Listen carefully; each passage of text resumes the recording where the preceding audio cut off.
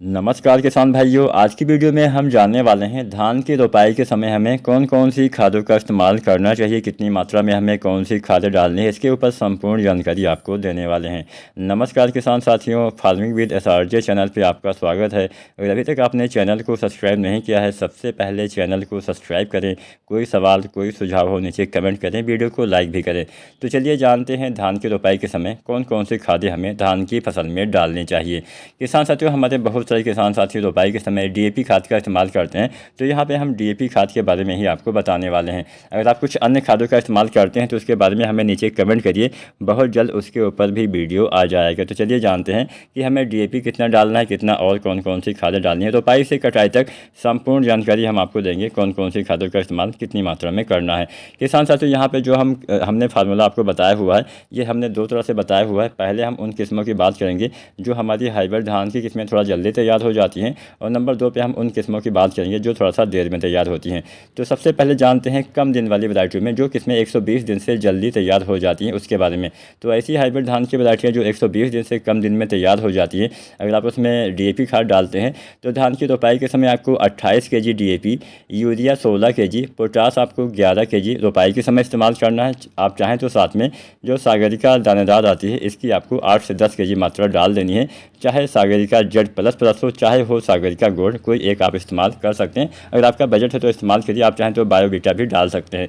तो ये तो हो गया सागरिका के बारे में। अब हम जान लेते हैं रोपाई के 25 दिन के बाद हमें क्या करना होता है।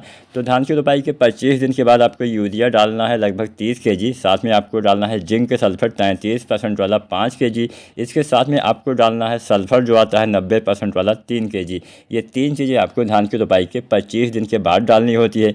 इसके बाद में आपको रोपाई के 40 से 45 दिन पे यूरिया 30 kg और पोटास 12 kg आपको इस्तेमाल करना है। तो यहाँ पे जो हम पोटास डालेंगे वो दो भागों में डालेंगे। पहले हम डालेंगे पोटास रोपाई के समय, और दूसरी मात्रा हम डालेंगे, यानी आधी मात्रा रोपाई के समय आसपास, और आधी मात्रा आपको 40 से 45 या 50 दिन पे डाल देना है।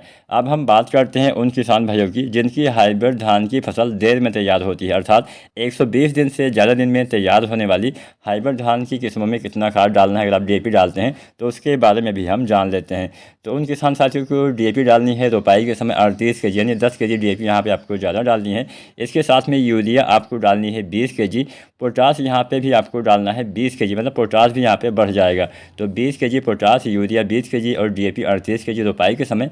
साथ में आप चाहें तो जो आती है सागरिका दानेदार, इसका इस्तेमाल कर सकते हैं।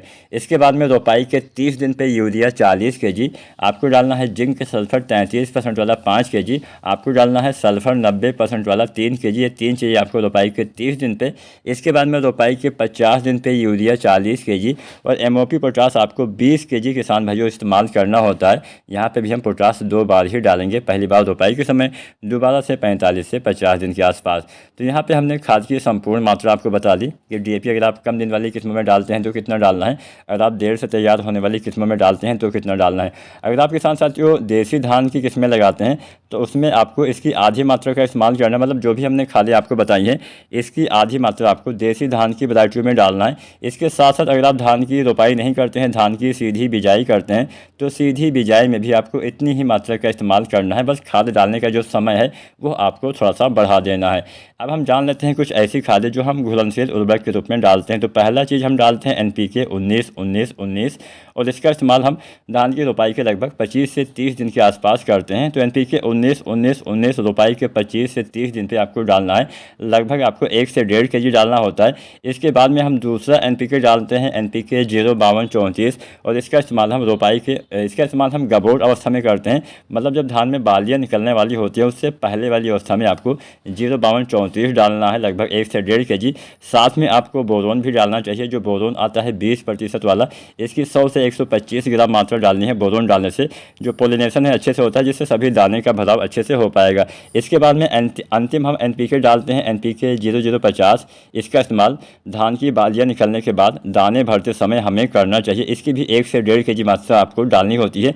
जब भी आप किसी भी खाद का इस्तेमाल करें तो उस समय खेत में पर्याप्त मात्रा में नमी होनी चाहिए। खेत में नमी ना हो पहले सिंचाई करें, उसके बाद आप इन तमाम खादों का इस्तेमाल कर सकते हैं। उम्मीद करते हैं आज की जानकारी पसंद आई होगी। वीडियो पसंद आई है तो लाइक करें। धन्यवाद।